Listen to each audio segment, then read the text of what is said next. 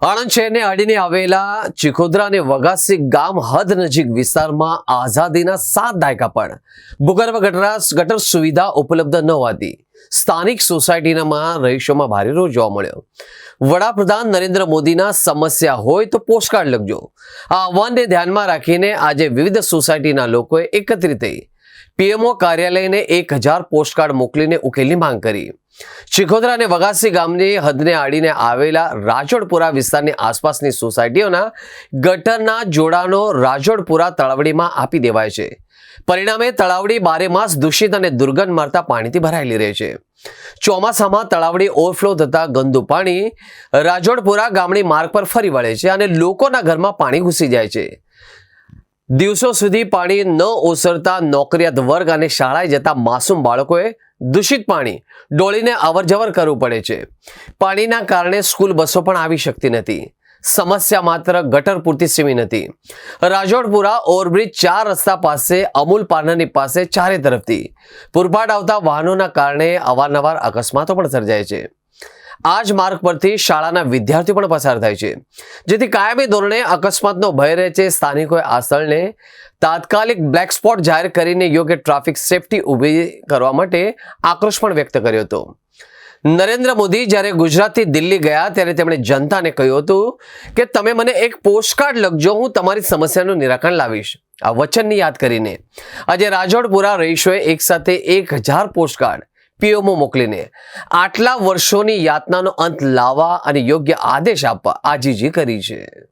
પ્રશ્ન એવો છે કે આ એરિયાની અંદર જે તળાવ જે છે એ તળાવની અંદર આસપાસના રહેણાંક વિસ્તારોના ટોટલી ગટરોના પાણી કે વરસાદના પાણી બધા જ અંદર ઠલવાય છે। એના નળ નાખીને વ્યવસ્થા રીતે આ આખું તળાવ ઉનાળાની અંદર પણ ભરેલું જ હોય છે, કારણ કે આસપાસનો વિસ્તાર નીચો હોવાથી દરેક મકાન રહીશોના નગરપાલિકાના જે ગટરના નાહવાના એના પાણી બધા જ આ તળાવની અંદર કનેક્ટ કરેલા છે, તો જેથી આસપાસના 3 કિલોમીટરના ઊંચા વિસ્તારનું બધું જ પાણી આ ગટર વ્યવસ્થા નહીં, એટલા માટે એ લોકોએ પાણી બધું જ ખાર કૂવાનું આ તળાવની અંદર સમાવેશ કરીને ઠાલવેલ છે। હવે આ તળાવ એટલું કચરપટ્ટી લાગે છે કે તમારે ત્યાં ઊભા હોય તો તમને તાવ આવી જાય, એટલા રજકણો અને મસીઓ ઉડે છે।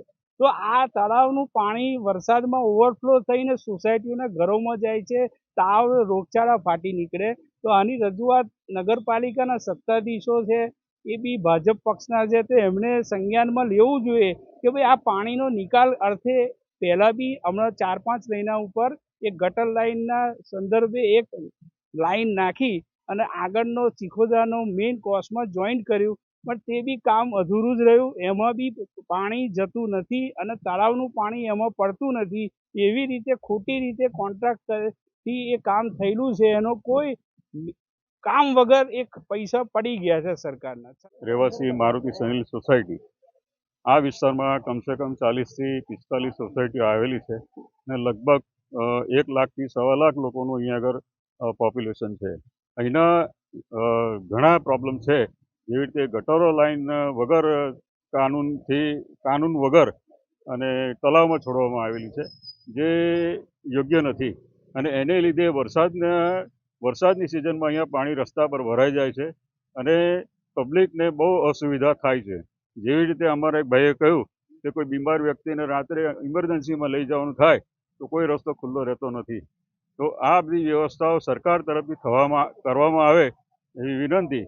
અહીંના પબ્લિક કમસે કમ વર્ષોથી દરેક ટેક્સ ભરે છે, દરેક રીતે અહીંયા આગળ ગવર્મેન્ટને ચૂકવે છે પૈસા, છતાં પણ અહીંયા આગળ વ્યવસ્થાઓ થતી નથી। તો એ વ્યવસ્થા વહેલી તકે થાય એવી અમારી વિનંતી।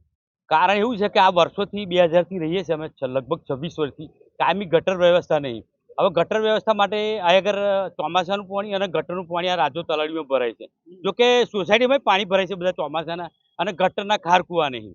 તો આ એરિયાને જે નવી ગ્રાન્ટ આવવાની છે મેં સાંભળવા મળ્યું છે, અવકુડામાં સમાવેશ થઈ ગયો છે ચિખોદરા વઘાસી બધા ગામડાનો, તો એ લોકોનો કાયમી ગટર વ્યવસ્થા કરે એટલા માટે અમે 8/3/26 બધે મિટિંગે ભરેલી, આ રીતે જ ભેગા થયા હતા।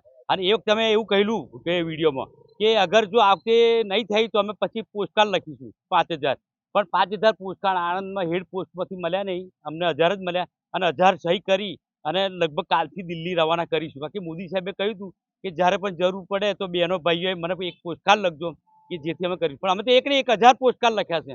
તો હવે એ લોકો સરકાર અમલ કરે, વહીવટી તંત્ર ખાસ કરી કલેક્ટર સાહેબ આ બધી વ્યવસ્થા કરવાની હોય. કારણ કે collector and district magistrate, collector 1772માં વોરેન હેસ્ટિંગ્સે કલેક્ટરનો હોદ્દો દાખલ કર્યો છે, પણ સાઈડ પર એને બીજો પાવર આપ્યો છે and એડમિનિસ્ટ્રેટ and executive magistrate and બરાબર ડિસ્ટ્રિક્ટ મેજિસ્ટ્રેટ. તો ડિસ્ટ્રિક્ટ મેજિસ્ટ્રેટને 1781 પાછું અલગ કરેલું. તો ડિસ્ટ્રિક્ટ મેજિસ્ટ્રેટને કાયદો વ્યવસ્થા જાળવવાની જવાબદારી એમની છે, કલેક્ટર સાહેબની. હવે તમને ખબર છે હમણાં કલેક્ટર સાહેબ બધા કેટલા વિવાદમાં ઊભા થયા છે, પણ જિલ્લાના કલેક્ટર સાહેબ અત્યારે રજૂઆત કરે તો થઈ જવું છે. કારણ કે અત્યારે ડબલ એન્જિન સરકાર નહીં પણ ટ્રિપલ એન્જિન સરકાર છે. ટ્રિપલ એન્જિન કઈ રીતે કે તાલુકા પંચાયત કાઉન્સિલરો પણ ભાજપના છે, MLA પણ ભાજપના છે અને MP પણ ભાજપના છે. એટલે ટ્રિપલ સરકાર કહી શકાય. સ્ટેટ ગવર્મેન્ટ અને સેન્ટ્રલ ગવર્મેન્ટ પણ ભાજપ છે. તો આ સામાન્ય વસ્તુ છે. આમ કરવું હોય ને આ 50 કરોડની ગ્રાન્ટ એમના માટે કશું નથી. રહેવાનું મારુતિ સનીલ, રાજોલપુરા તલાવડી.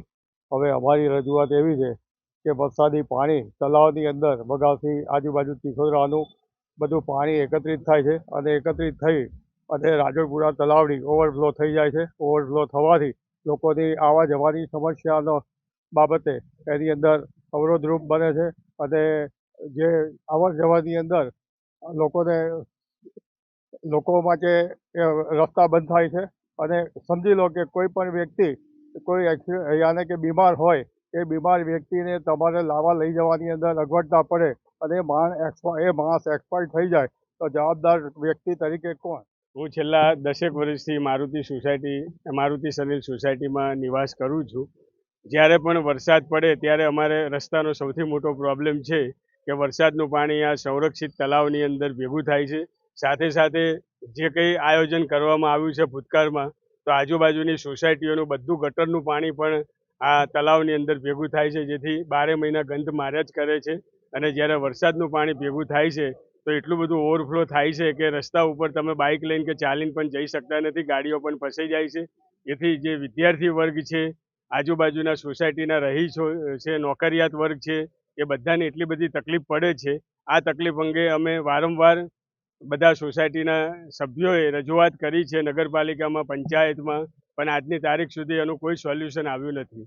સામે કાંસ બનાવી અને એને ગટર લાઇન તરીકે બતાવવામાં આવી છે, પણ એના લીધે પણ તલાવનું જે ઓવરફ્લો થયેલું પાણી એમાં જતું નથી અને એ સરકારના પૈસા વ્યર્થ ગયા છે.